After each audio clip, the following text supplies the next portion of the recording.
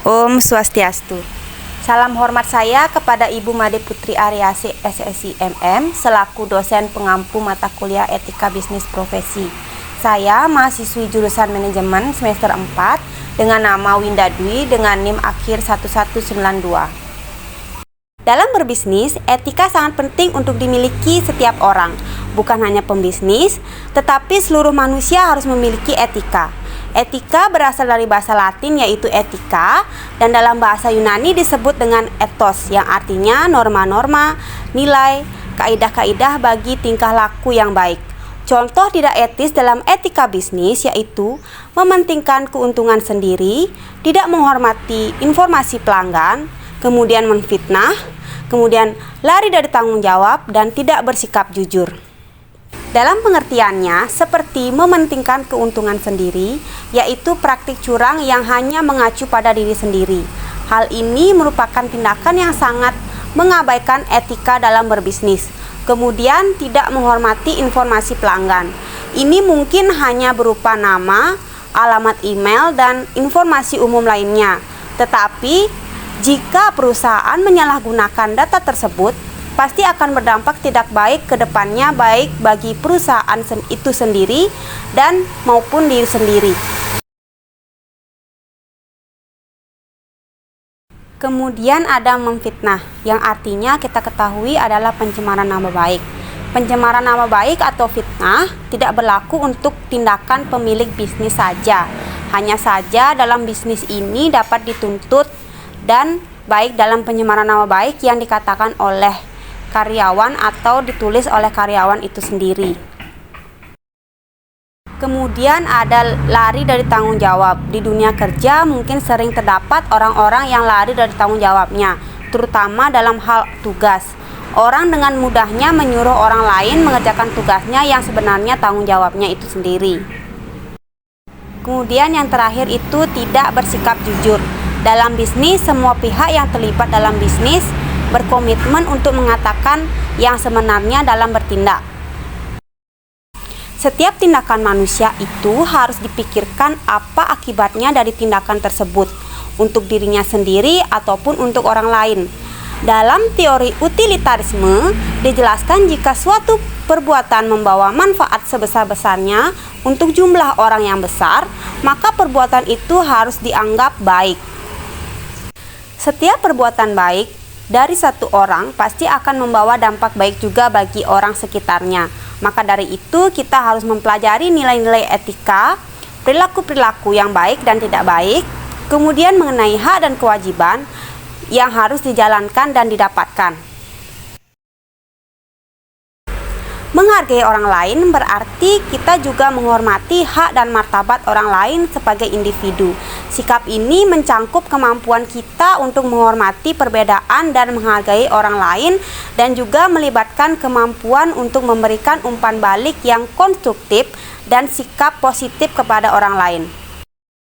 Dalam etika bisnis, memiliki tujuan untuk memberikan dorongan bagi kesadaran moral dan memberikan batasan bagi para pengusaha atau pembisnis untuk dapat menjalankan bisnisnya secara jujur dan adil serta menjauhkan bisnis tersebut dari penipuan. Begitupun di dalam bisnis internasional, transaksi bisnis oleh swasta dan pemerintah yang melibatkan dua atau lebih negara. Alasan suatu perusahaan ikut serta dalam bisnis internasional salah satunya yaitu dalam berkegiatan ekspor dan impor. Jika neraca ekspor lebih tinggi daripada impor, maka dapat dipastikan negara itu akan menjadi negara maju dengan pendapatan yang besar. Yaitu sekarang kita beralih ke sumber-sumber etika. Etika bisnis sebagai ajaran baik dan buruk, benar dan salah, atau ajaran tentang moral khususnya dalam perilaku dan tindakan-tindakan ekonomi. Bersumber terutama dari ajaran agama. Pada dasarnya setiap agama selalu mengajarkan kita tindakan-tindakan yang mulia sesuai ajarannya, dan kita patut mematuhi hal tersebut.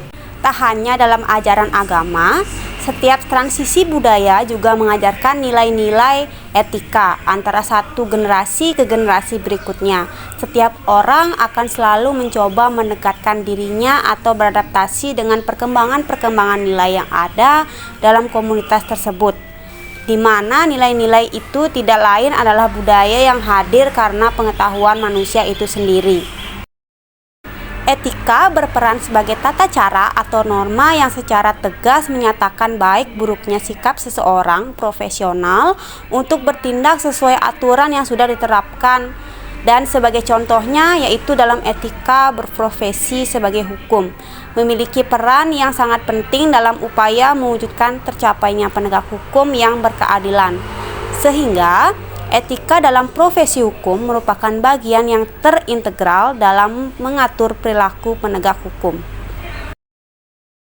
Selain contoh etika bisnis dalam profesi hukum, contoh lain etika bisnis pada perusahaan bisa dilihat dari ketepatan waktu hadir, tata krama dan sopan santun saat bertemu dengan orang baru, menghargai pendapat orang lain, kemudian menyebutkan nama klien dengan baik, kemudian ada berdiri saat berkenalan, dan lain halnya. Jika perusahaan yang menerapkan etika bisnis akan mendapatkan manfaat berupa kepercayaan dari calon klien atau konsumen. Nilai etika sangat penting dalam kehidupan sehari-hari. Tanpa nilai etika, kita akan kehilangan arah dan prinsip yang harus kita pegang dalam bertindak. Nilai etika membantu kita membedakan tindakan yang benar dari yang salah, serta dapat memperkuat integritas dan kepercayaan diri kita. Selain itu, nilai etika juga membantu hubungan yang sehat dengan orang lain. Ketika kita bertindak dengan integritas, kejujuran, dan empati, kita membangun hubungan yang kuat dan saling menguntungkan dengan orang lain. Dalam masyarakat, etika membantu membangun tatanan sosial yang stabil dan yang berfungsi dengan baik. Jadi, kesimpulannya bahwa perusahaan yang selalu mengedepankan etika bisnis bisa membuat perusahaan menjadi lebih terpercaya di mata pelanggan. Dengan etika bisnis ini, perusahaan dapat menunjukkan bahwa perusahaan mereka selalu jujur dan tidak pernah menipu. Baik, sekian pemaparan materi dari mata kuliah Etika Bisnis Profesi. Kurang lebihnya saya mohon maaf. Akhir kata saya tutup dengan Parame Santi. Om Santi Santi Santi Om.